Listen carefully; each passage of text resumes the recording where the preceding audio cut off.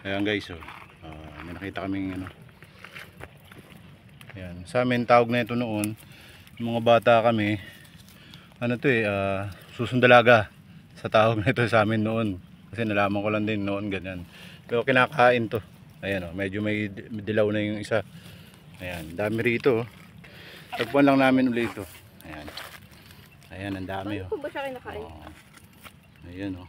Dami niya. Ayan.